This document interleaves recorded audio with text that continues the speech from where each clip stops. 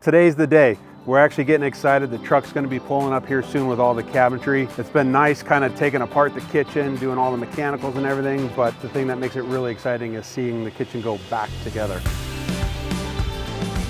So our kitchen actually has shown up.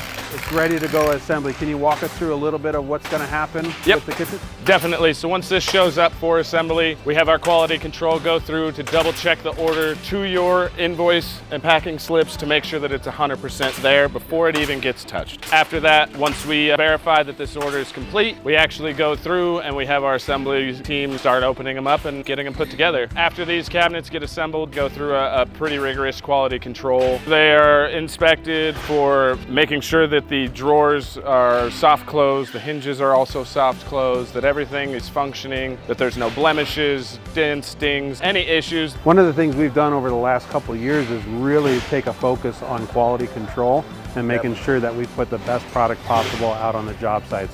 So that helps with not having people have to bring things back, return, things of that nature, keeping people moving well on the job sites. There's no question that when those cabinets arrive to your job site that they're going to be complete and ready for install. Great.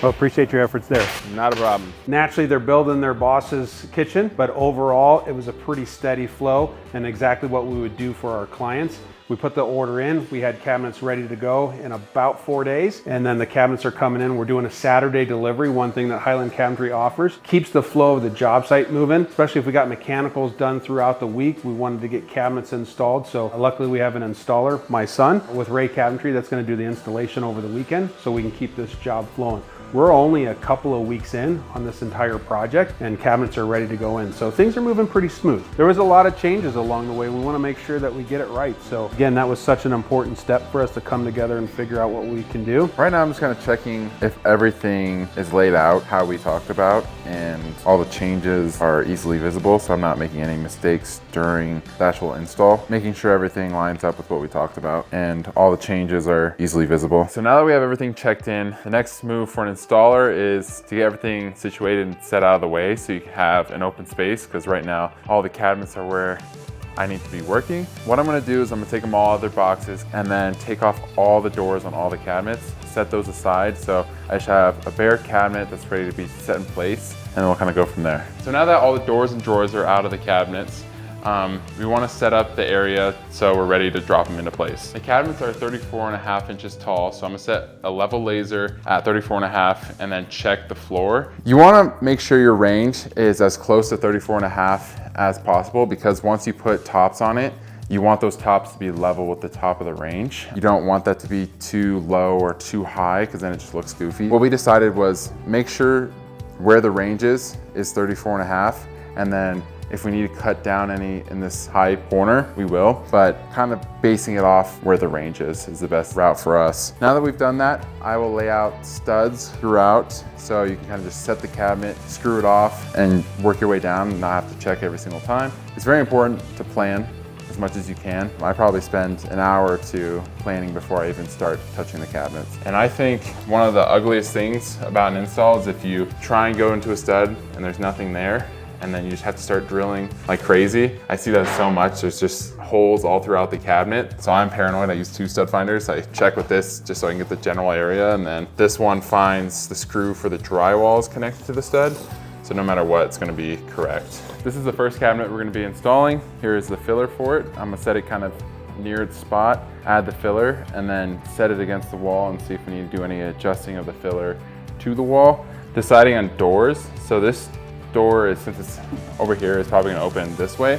So these pre-drilled screws for the doors, you don't want to install your face frame screws there, just because then the door doesn't have anywhere to go. So you want to make sure to stay away from these pre-drilled. I know it's tempting since it's already pre-drilled to use it, but if you need to swap our doors, which in this case we do, don't use them. If you aren't swapping your doors and they're in the right spot, then you can use them. As you can tell, I put a level on this, bottom to top. It's nice and flush to the wall, but we have this nice bow in the center. 3 things you can do is scribe the filler, which would be to take off this material material so everything is flush, or you can put a piece of scribe, which is actually a trim piece, to hide that. And then the third option would be just to caulk that. I'm going to do the best one, which is actually scribe the filler to the wall. It's the cleanest of them all, and it just makes for an overall better finish. I just take an orbital sander with a high grit and take off what I need, or you could do a jigsaw, but I say the orbital with a high grit is the best way. Pro tip for when you're shimming is put the shim overhanging, so when you put the next cabinet, it lands right on it. Since the cabinets are the same height, you're gonna want that to be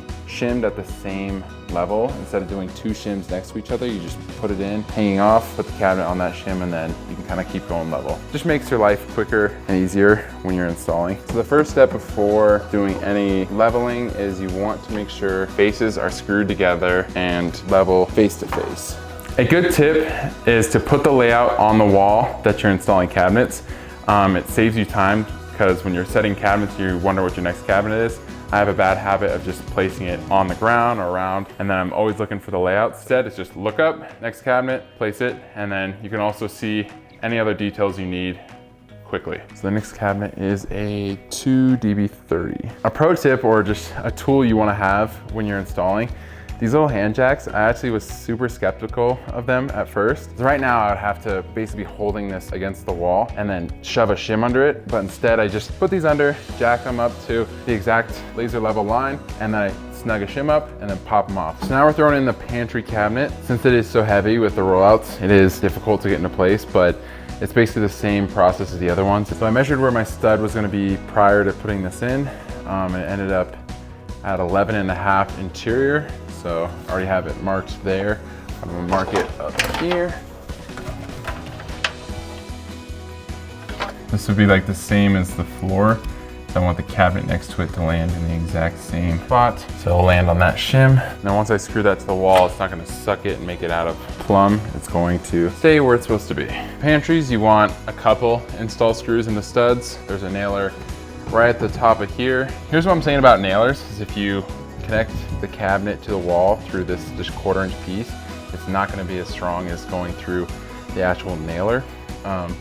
This gives you the meat that you need in order to really secure the cabinet. So top is where I've been doing all of them. The pantry, you want to do another one in the center, because with the rollout trays, if they're all open, it's putting a lot of weight pulling the cabinet away from the wall, and the last thing you want is the cabinet to come off the wall. So definitely put another one in the center.